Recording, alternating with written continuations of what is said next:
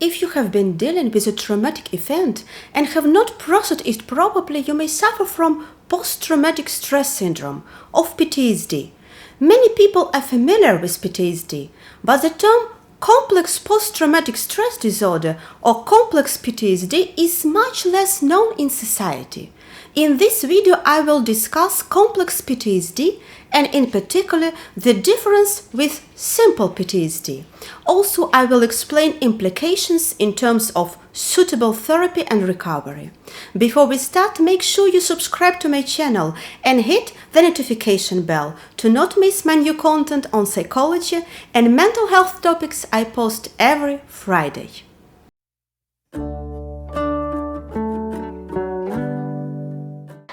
As I already mentioned, PTSD comes in two different variants: senile trauma and complex trauma.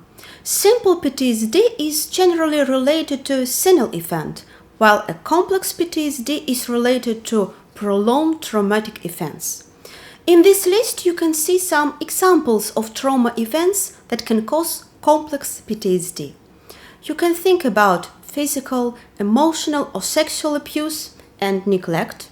Survivors of human trafficking, war, cults, and refugee camps are also common examples. Complex PTSD can happen to anyone who has been exposed to long-term trauma. But we see it more often in people who were abused by someone they thought they could trust, such as a caregiver or protector. The brain of children is still developing, and they are just beginning to learn who they are and understand the world around them. That's why severe trauma interrupts the entire process of their psychological development. In general, trauma changes how the brain responds to danger signals. It hijacks the thinking brain and overwhelms the nervous system with alarms, stress hormones, and sensations that may be easily triggered by everyday events. In one of my previous videos, I explain more comprehensively about this mechanism, including 6 different trauma responses.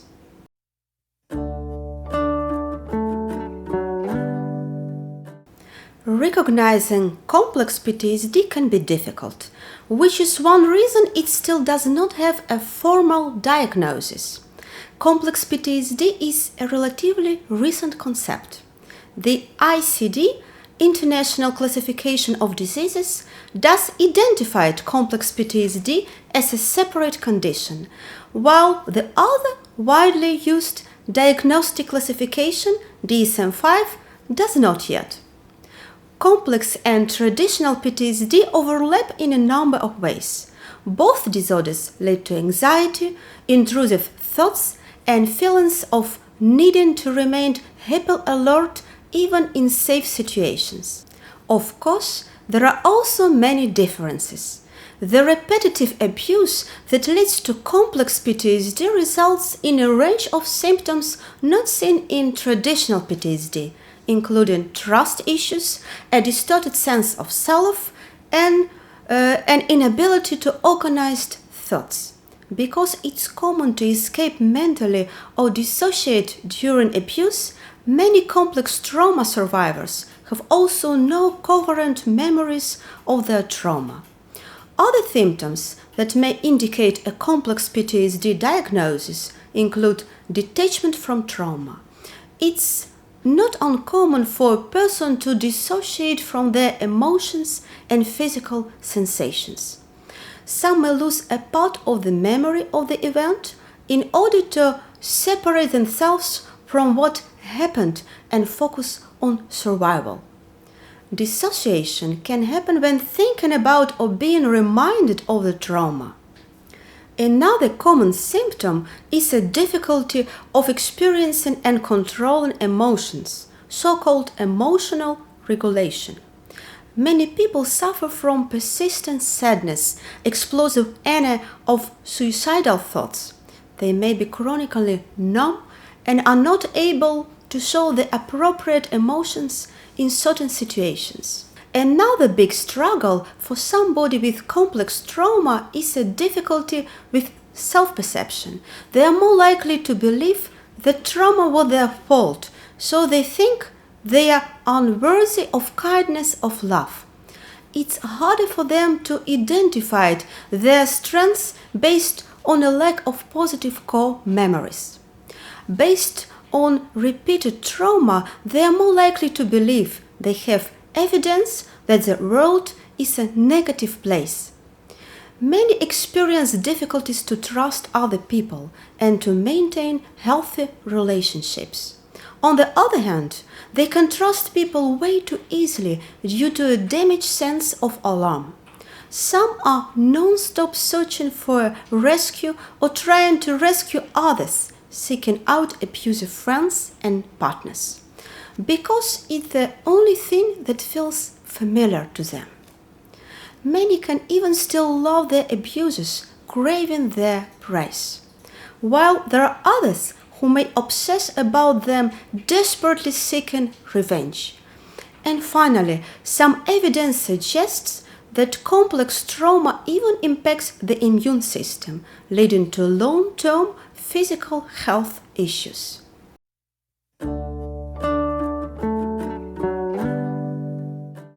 You may wonder if PTSD will ever go away, but recovering from PTSD is possible if you get the right treatment. Treatment for complex PTSD takes time. Many people need long-term intensive support to recover. This often requires complex treatment which involves multiple components. Many experts in treating complex PTSD endorse a phased approach to treatment. First phase is aimed at stabilization and self-regulation. Second is processing of traumatic memory. And the final stage is consolidation of treatment gains. However, every patient with a complex trauma is unique and requires a personal treatment plan based on his or her own needs. Common treatments for complex PTSD are psychotherapy and, in particular, EMDR, often in combination with medication to manage disruptive trauma reactions. During EMDR, the therapist will ask the patient to recall the traumatic memory while distracting him with different tasks like eye movements, sounds, taps, and so on. EMDR helps desensitize traumatic experiences and reduce the emotional charge, as well as anxiety, flashbacks, and nightmares. As a result, a person will be able to think back on the traumatic experience naturally. In exposure therapy, the feelings of the traumatic event are brought back in detail. Victims of trauma are often inclined to repress the trauma and especially not to talk or think about the most painful memories. By using exposure therapy, they learn that nothing can happen if the feelings are retrieved. The feelings are just a reminder of the traumatic event. This therapy is aimed at reduction of emotional distress and fears. Individual therapy as well as group therapy can help treat complex PTSD. Therapeutic groups can foster safety and self-understanding. They can also help reduce isolation, shame, and related negative beliefs. It may also help to attend a support group, either in person or online, to connect with others who are going through similar experiences. I know it's a lot of information to take in, but I hope you find it helpful. Feel free to express your thoughts in those comments down below or on my Facebook or Instagram pages. If you enjoyed this video and want to hear from me again, be sure to hit that subscribe button and turn on the notification bell before you go. But also give me a thumbs up, it motivates me to keep making more content for you. Thank you very much for watching, see you next time.